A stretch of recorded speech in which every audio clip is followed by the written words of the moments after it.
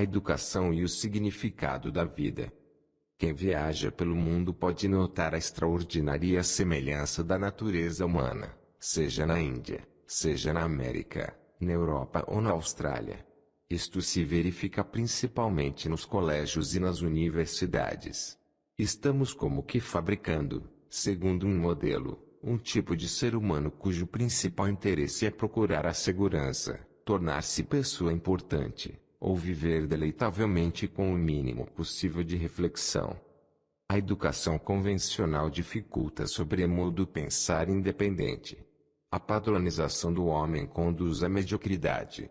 Ser diferente do grupo ou resistir ao ambiente não é fácil, e não raro é arriscado, porque adoramos o bom êxito. O esforço empregado para obter sucesso, que é o desejo de recompensa, seja na esfera material, seja na chamada esfera espiritual, a busca de segurança interior ou exterior, o desejo de conforto, tudo isso representa um modo de agir que abafa o descontentamento, põe termo à espontaneidade, gera o temor e este impede a compreensão inteligente da vida. Com o avançar da idade, a mente e o coração vão se embotando cada vez mais. Procurando conforto encontramos, em geral, um cantinho sossegado na vida, onde podemos viver com o mínimo de conflito possível, e não ousamos mais dar um passo sequer para sair deste isolamento. Este medo à vida, este medo à luta e à experiência nova, mata em nós o espírito de aventura. Por causa de nossa criação e educação, temos medo de ser diferentes do nosso próximo. Tememos pensar em desacordo com o padrão social vigente, num falso respeito à autoridade e à tradição. Felizmente algumas pessoas se interessam com seriedade pelo exame dos problemas humanos, livres dos preconceitos da esquerda ou da direita, mas a grande maioria dentre nós não tem o verdadeiro espírito de descontentamento, de revolta. Quando nos submetemos ao ambiente, sem compreendê-lo, todo espírito de revolta que acaso possuímos esmorece e nossas responsabilidades em breve tempo o apagam definitivamente. Há duas espécies de revolta: a revolta violenta, que é mera reação, sem inteligência, contra a ordem vigente, e a profunda revolta psicológica da inteligência. Muitos se revoltam contra velhas ortodoxias só para caírem em outras novas, em novas ilusões e secretas concessões aos próprios apetites.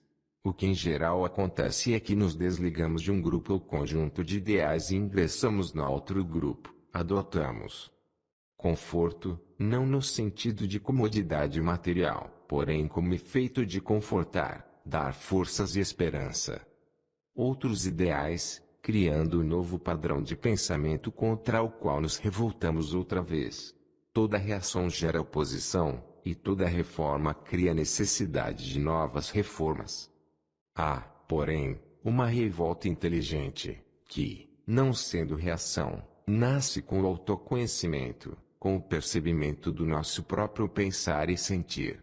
Só quando enfrentamos a experiência tal como se apresenta, quando não evitamos perturbações, é que podemos manter a inteligência altamente desperta. E a inteligência altamente desperta é a intuição, o único guia seguro na vida. Qual é, pois, a significação da vida? Para que vivemos e lutamos? Se somos educados apenas para nos tornarmos pessoas eminentes, para conseguirmos melhores empregos, para sermos mais eficientes, para exercermos domínio mais amplo sobre os outros, em tal caso nossas vidas serão superficiais e vazias. Se somos educados, apenas, para sermos cientistas, eruditos casados com seus livros, ou especialistas devotados à ciência, estaremos então contribuindo para a destruição e a desgraça do mundo. Se a vida tem um significado mais alto e mais amplo, que valor tem nossa educação se nunca descobrimos esse significado? Podemos ser superiormente cultos, se nos falta, porém, a profunda integração do pensamento e do sentimento. Nossas vidas são incompletas, contraditórias e cheias de temores torturantes, e, enquanto a educação não abranger o sentido integral da vida, bem pouco significará. A civilização atual divide a vida em tantos compartimentos que a educação, excetuando-se o ensino de uma profissão ou técnica determinada, tem muito pouco valor. Em vez de despertar a inteligência integral do indivíduo, a educação induz a adaptar-se a um padrão, vedando-lhe assim a compreensão de si mesmo como um processo total. Procurar resolver os numerosos problemas da existência nos seus níveis respectivos, classificados como estão os problemas, em N diferentes categorias, denota uma total ausência de compreensão. O indivíduo é constituído de várias entidades, mas o realçar as diferenças e ao mesmo tempo favorecer a produção de um tipo definido leva a resultados complexos e a contradições. A educação compete promover a integração dessas entidades separadas, visto como, sem integração, a vida se transforma numa série de conflitos e tribulações. Para que formar advogados se perpetuamos os litígios? Que valor tem o saber, se continuamos em nossa confusão? Qual o significado da capacidade técnica e industrial, se a utilizamos para nos destruirmos mutuamente? Qual a finalidade da existência, se ela eleva a violência à desdita extrema? Conquanto tenhamos dinheiro ou sejamos capazes de ganhá-lo, apesar de termos prazeres e religiões organizadas, vivemos num conflito interminável. Cumpre distinguir entre pessoal e individual. O pessoal é acidental. Por acidental entendo as circunstâncias de origem, o ambiente em que fomos criados, com seu nacionalismo, suas superstições, distinção cedilha ou acontio e esse preconceitos de classe. O pessoal ocidental ser só momentâneo, ainda que esse momento dure a vida inteira, e como o atual sistema de educação se baseia no pessoal, no ocidental, no momentâneo, só conduz à perversão do pensamento e a implantação de temores defensivos. Fomos todos preparados pela educação e o ambiente para a busca de proventos e segurança pessoal, para lutarmos em nosso próprio interesse. Embora costumemos dissimulá-lo com frases amenas, fomos educados para várias profissões dentro de um sistema que se funda na exploração e no temor com sua concomitante avidez. Tal educação acarretará, inevitavelmente, confusão e tribulações para nós e para o mundo, pois cria em cada indivíduo aquelas barreiras psicológicas que o separam e o mantêm isolado dos outros. A educação não é uma simples questão de exercitar a mente. O exercício leva à eficiência, mas não produz a integração. A mente que foi apenas exercitada é o prolongamento do passado, nunca pode descobrir o que é novo. Eis porque, para averiguarmos o que é educação correta, cumpre-nos investigar o total significado do viver. Para a maioria das pessoas o significado da vida como um todo não é altamente relevante, e nossa educação encarece os valores secundários, fazendo-nos apenas proficientes num determinado ramo do saber. Ainda que necessários o saber e a eficiência, se lhes atribuímos importância demasiada, somos levados ao conflito e à confusão. Há uma eficiência inspirada pelo amor, que leva muito mais longe, que é bem superior à eficiência da ambição, e sem o amor, que traz a compreensão integral da vida, a eficiência gera crueldade. Não é isso exatamente o que ora acontece no mundo inteiro? A educação atual está aparelhada para a industrialização e a guerra, e desenvolver a eficiência seu alvo principal. Estamos dentro da engrenagem desta máquina de competição impiedosa e destruição mútua. Se a educação conduz à guerra, se nos ensina a destruir ou a ser destruídos, não falhou completamente. Para instituirmos a educação correta, é indispensável compreender o significado da vida como um todo, e, para tal, devemos ser capazes de pensar, não rigidamente, mas de maneira direta e verdadeira. Um pensador inflexível não tem pensar próprio, porque se ajusta a um padrão, repete frases e pensa dentro de uma rotina. Não se pode compreender a existência da forma abstrata ou teórica. Compreender a vida é compreender a nós mesmos. Este é o princípio e o fim da educação. Educação não significa apenas adquirir conhecimentos, coligir e correlacionar fatos, é compreender o significado da vida como um todo. Mas o todo não pode ser alcançado pela parte, como estão tentando fazer os governos, as religiões organizadas e os partidos autoritários. A função da educação é criar entes humanos integrados e, por conseguinte, inteligentes. Podemos tirar diplomas e ser mecanicamente eficientes, sem ser inteligentes. A inteligência não é mera cultura intelectual, não provém dos livros, nem consiste em jeitos reações defensivas e asserções arrogantes. O homem que não estudou pode ser mais inteligente do que o erudito. Fizemos de exames e diplomas critério de inteligência e desenvolvemos espíritos muito sagazes, que evitam os problemas humanos vitais. A inteligência é a capacidade de perceber o essencial, o que é, despertar essa capacidade, em si próprio e nos outros, eis em que se resume a educação. A educação deve ajudar-nos a descobrir valores perenes, para que não nos apeguemos a fórmulas ou a repetição de slogans, deve ajudar-nos a derrubar as barreiras nacionais e sociais, em lugar de as reforçar, porquanto essas barreiras geram antagonismo entre homem e homem. Infelizmente, o nosso atual sistema de educação nos torna subservientes, mecânicos e fundamentalmente incapazes de pensar, embora desperte nosso intelecto, deixa-nos interiormente incompletos, estutificados e estéreis. Sem uma integral compreensão da vida, os nossos problemas individuais e coletivos só tenderão a crescer, em profundidade e extensão. Não visa a educação a produzir meros letrados, técnicos e caçadores de empregos, mas homens e mulheres integrados, livres de todo temor, porque só entre tais entes humanos pode haver paz duradoura. A compreensão de nós mesmos extingue o medo. Para pelejar com a vida, de momento em momento, enfrentar suas complicações, tribulações e imprevistos, deve o indivíduo ser infinitamente flexível e, portanto, livre de teorias e de certos padrões de pensamento.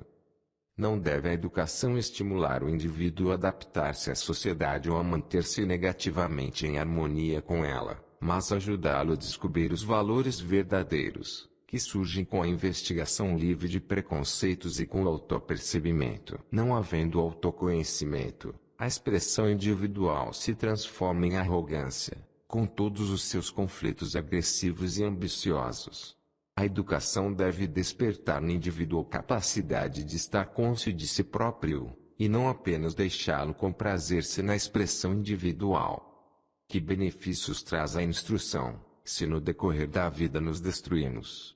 A série de guerras devastadoras, que temos tido, uma após outra, evidencia uma falha fundamental na educação que proporcionamos a nossos filhos. Quase todos nós, creio, estamos cônscios disso, mas não sabemos como atender ao problema. Os sistemas, quer educativos, quer políticos, não se transformam miraculosamente, só se modificam quando há em nós uma transformação fundamental. O indivíduo é de primordial importância, e não o sistema, e, enquanto o indivíduo não compreender o processo total de si mesmo, nenhum sistema, seja da direita, seja da esquerda, trará ordem e paz ao mundo. Capítulo 2. Educação correta. O homem ignorante não é o sem instrução, mas aquele que não conhece a si mesmo, e insensato é o homem intelectualmente culto ao crer que os livros, o saber e a autoridade lhe podem dar a compreensão. A compreensão só pode vir com o autoconhecimento, que é o conhecimento da totalidade do nosso processo psicológico. Assim, a educação, no sentido genuíno, é a compreensão de si mesmo, pelo indivíduo, porque há dentro de cada um de nós que se concentra a totalidade da existência. O que atualmente chamamos educação é um processo consistente em acumular informações e conhecimentos, tirados dos livros, e isso qualquer um que saiba ler pode conseguir. Uma educação dessa espécie oferece-nos uma forma sutil de fuga de nós mesmos como todas as fugas, cria, inevitavelmente, sofrimentos cada vez maiores. O conflito e a confusão nascem das nossas relações incorretas com pessoas, seu ISSC ideias e, enquanto não compreendermos e audiplicarmos essas relações, o mero aprender, a acumulação de fatos, a aquisição de habilitações diversas só nos podem abismar no caos e na destruição. De acordo com a organização da sociedade atual, mandamos nossos filhos à escola para que aprendam uma técnica, com a qual possam um dia ganhar a vida. Queremos antes de tudo fazer do nosso filho um especialista, crendo que assim lhe garantimos uma segura situação econômica. Mas o cultivo de uma técnica habilita-nos a compreender a nós mesmos. É evidentemente necessário saber ler e escrever, aprender engenharia ou outra profissão qualquer, mas a técnica nos dará a capacidade de compreender a vida. Ora, sem dúvida, a técnica é coisa secundária, e, se a técnica é a única coisa pela qual estamos lutando, nesse caso estamos negando o aspecto mais importante da vida. A vida é dor, alegria, beleza, fealdade, amor, e, quando a compreendemos globalmente, em toda a sua variedade, essa compreensão cria sua própria técnica. Mas o inverso não é exato, a técnica nunca produzirá compreensão criadora.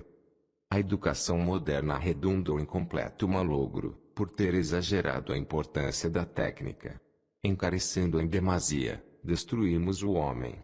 Desenvolvendo capacidades e eficiência, sem a compreensão da vida, sem uma percepção total dos movimentos da mente e do desejo, tornar-nos-emos cada vez mais cruéis, e isso significa fomentar guerras e por centímetros perigo nossa segurança física.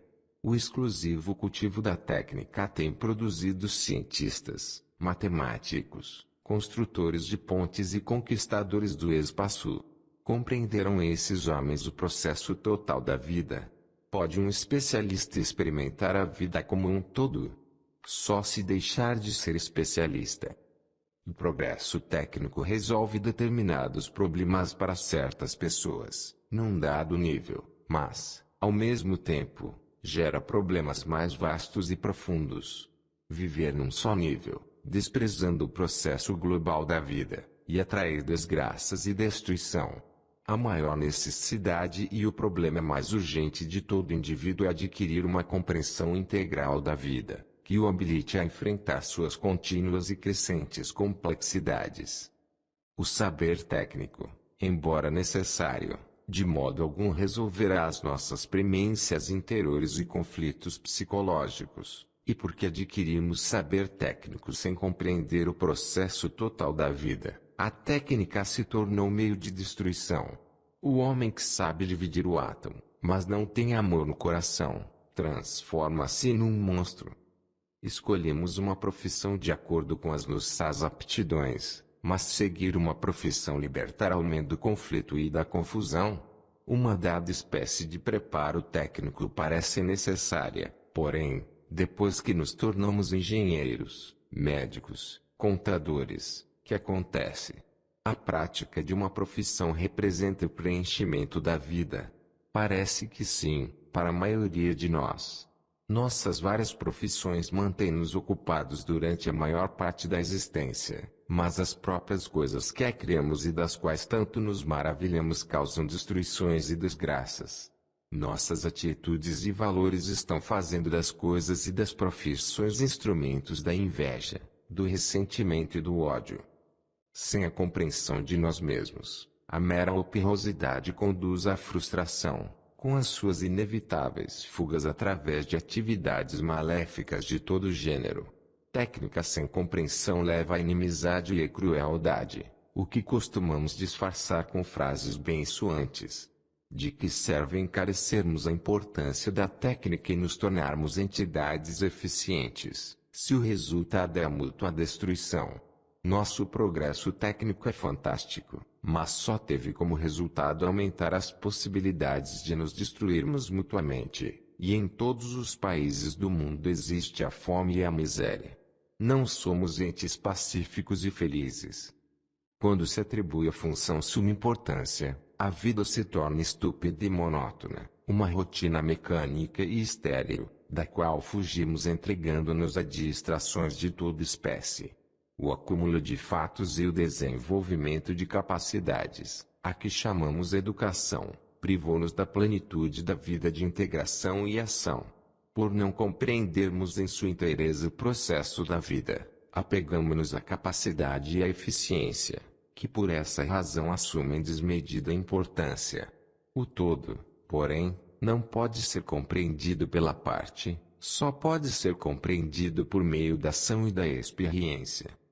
Outro fator determinante no cultivo da técnica é que esta nos proporciona um sentimento de segurança, não só econômica, mas também psicológica. É confortante verificar que somos capazes e eficientes. Saber que temos capacidade para tocar piano ou para construir uma casa nos dá um sentimento de vitalidade, de arrogante independência. Porém, realçar o valor da capacidade, por causa de um desejo de segurança psicológica, é negar a plenitude da vida. O conteúdo total da vida é imprevisível e tem de ser experimentado sempre como coisa nova, momento por momento. Tememos o desconhecido, por isso estabelecemos para nós mesmos zonas psicológicas de segurança, sob a forma de sistemas, técnicas e crenças. Enquanto andarmos em busca de segurança interior, não compreenderemos inteiro o processo da vida. A educação correta, não descurando do cultivo da técnica, deve realizar algo de importância muito maior e que consiste em levar o homem a experimentar o processo integral da vida. Tal experiência colocará a capacidade e a técnica nos seus devidos lugares. Quem tem realmente alguma coisa para dizer, com o mesmo ato de externá-la cria seu estilo próprio, mas aprender um estilo sem ter a capacidade de experimentar interiormente só pode resultar em superficialidade. Em todas as partes do universo, os engenheiros estão em febril atividade, planejando máquinas que não necessitem homens para acioná-las. Num mundo quase inteiramente movido a máquina, que vai ser dos entes humanos, teremos mais e mais folga, sem saber empregá-la sensatamente, e procuraremos escapatória no cultivo do saber, nos divertimentos debilitantes, ou nos ideais. Creio que já se escreveram muitos volumes sobre ideais educativos e, entretanto, estamos mais confusos agora do que nunca. Não existe método de educar uma criança para ser um ente integrado e livre. Enquanto só estivermos interessados em princípios, ideais e métodos, não ajudaremos o indivíduo a libertar-se da atividade egocêntrica, com todos os seus temores e conflitos. Os ideais e planos para uma utopia perfeita nunca produzirão uma mudança radical do coração, que é indispensável se quisermos abolir a guerra e evitar a destruição universal. Os ideais não podem mudar os nossos valores atuais, estes só se transformarão pela educação correta, ou seja, no desenvolvimento da compreensão do que é. Ao cooperarmos para um ideal por vindouro, moldamos indivíduos consoante a nossa concepção do futuro. Não estamos em absoluto interessados nos entes bi-humanos, e sim, apenas, em nossa ideia do que eles deveriam ser. O deveria ser 5 maior se torna muitíssimo mais importante do que o que é, o indivíduo e suas complexidades. Se começarmos a compreender o indivíduo diretamente, em vez de olharmos através da cortina de nossa ideia do que ele deveria ser, estaremos então interessados no que é. Então, já não desejaremos transformar zero indivíduo em outra coisa. Nosso único empenho será zero de ajudar ele zero a compreender-se, e nisso não há motivo pessoal egoísta ou lucro algum. Se estamos plenamente conscientes do que é, haveremos de compreendê-lo e libertar-nos dele, mas, para estarmos conscientes do que somos, temos de desistir de lutar por algo que não somos. Os ideais não têm cabida na educação porque impedem a compreensão do presente. Por certo, só podemos estar conscientes do que é se não estamos fugindo para o futuro. O interesse N0 futuro, a luta por um ideal denota indolência mental e o desejo de evitar o presente. A luta por uma utopia já feita não será a negação da liberdade da integração do indivíduo. Quando estamos seguindo um ideal, um padrão, quando temos uma fórmula do que deveria ser, não estaremos vivendo uma vida bem superficial e automática. Não necessitamos de idealistas ou entidades de mentes mecânicas, mas de entes humanos integrados, inteligentes e livres. Ter, apenas, um plano de uma sociedade perfeita significa pugnar e derramar sangue pelo que deveria ser, voltando-se as costas ao que é. Se os seres humanos fossem entidades mecânicas, máquinas automáticas, o futuro seria então previsível e poderiam traçar-se os planos de uma utopia perfeita. Estaríamos então aptos a planejar caprichadamente uma sociedade futura e poderíamos trabalhar para realizá-la. Mas, como os entes humanos não são máquinas, não podem ser ajustados segundo um certo plano. Entre agora e o futuro há um enorme ato em que numerosas influências atuam sobre cada um de nós e, sacrificando o presente ao futuro, estamos empregando meios errôneos para um hipotético fim correto. Mas os meios determinam o fim, e, além disso, quem somos nós para decidir o que o homem deve ser? Com que direito queremos moldá-lo a um certo padrão, aprendido de algum livro ou determinado pelas nossas ambições, esperanças e temores? A educação correta não está interessada em ideologia alguma, por mais promissora que seja de uma futura utopia, não se baseia em sistema algum, por mais escrupulosamente que tenha sido concebido, não é, tampouco, um meio de condicionar o indivíduo de determinada maneira. Educação, no sentido verdadeiro, e ajudar o indivíduo a tornar-se um ente amadurecido e livre, para florescer ricamente em amor e bondade. Nisso é que devemos estar interessados, e não, em moldar a criança conforme um padrão idealista.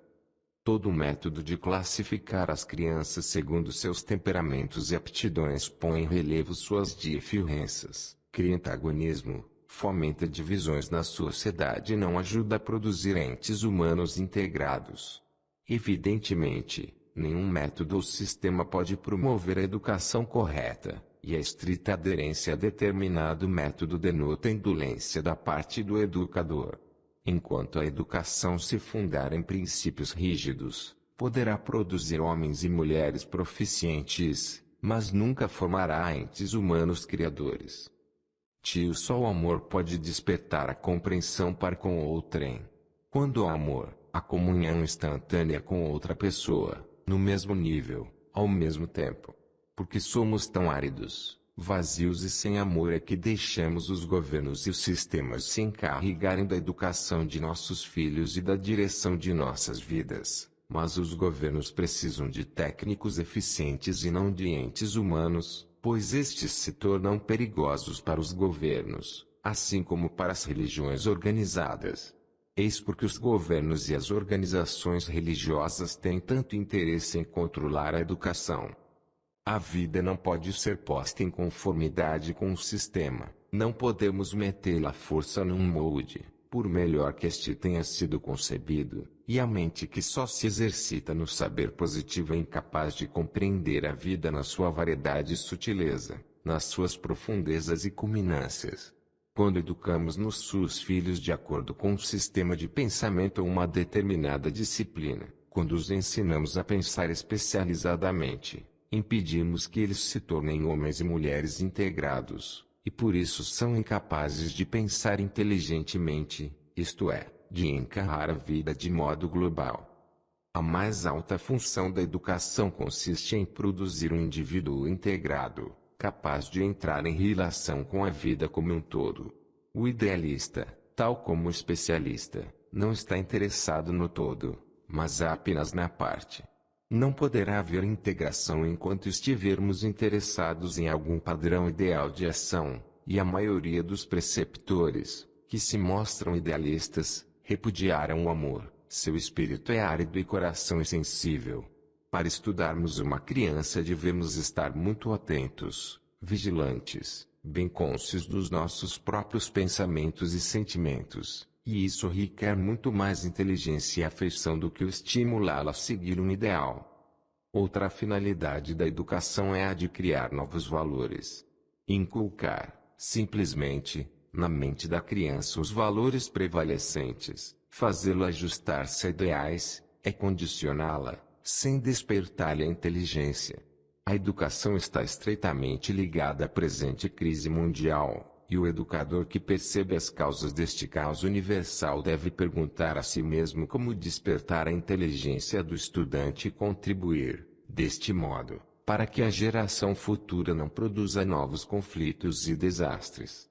Cabe-lhe consagrar todo o seu pensamento, todo o seu desvelo e cuidado à criação do ambiente adequado e ao desenvolvimento da compreensão, para que, atingindo a madureza, a criança seja capaz de atender inteligentemente aos problemas que a vida lhe oferecer.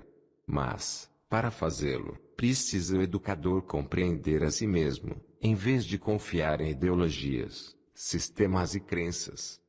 Deixemos de lado os princípios e os ideais e interessemo-nos pelas coisas tais como são, o estudo do que desperta a inteligência. E a inteligência do educador é bem mais importante do que o seu conhecimento de um novo método de educação.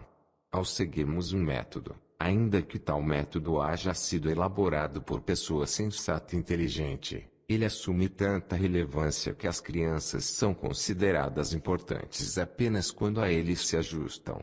Tomamos as medidas da criança, classificamos-la e passamos a educá-la de acordo com um gráfico, um plano.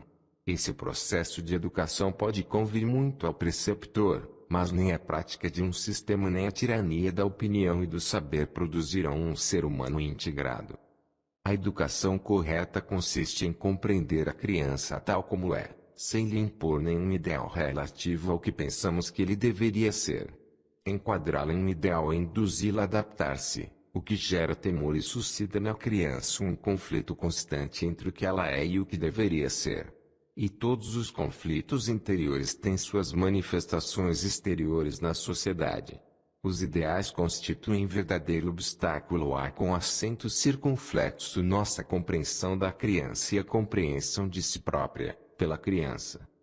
O pai que realmente deseja compreender o filho não o olha através da cortina de um ideal. Se ama o filho, observa-o, estuda-lhe as tendências, disposições e peculiaridades. Só quando não temos amor à criança lhe impomos um ideal, porque então pretendemos ver realizadas nela nossas próprias ambições e queremos que ela seja isso ou aquilo. Quem ama não o ideal, mas a criança, tem a possibilidade de ajudá-la a compreender-se tal como é. Se uma criança mente, por exemplo, que adianta confrontá-la como o ideal da verdade. O importante é descobrir por que ela mente. Para ajudar a criança, necessitamos de tempo para estudá-la e observá-la, e isso requer paciência, amor e carinho. Mas, quando não temos amor, quando não temos compreensão, forçamos a criança a agir conforme um padrão a que chamamos ideal. Os ideais constituem escápula muito conveniente, e o preceptor que os segue é incapaz de compreender seus discípulos e de cuidar deles inteligentemente. Para ele o ideal do futuro, o que deve ser, é mais importante do que a criança atual. A fidelidade a um ideal exclui o amor, e sem amor não se resolve nenhum problema humano. O bom preceptor não confiará em método algum, estudará cada um dos seus discípulos individualmente.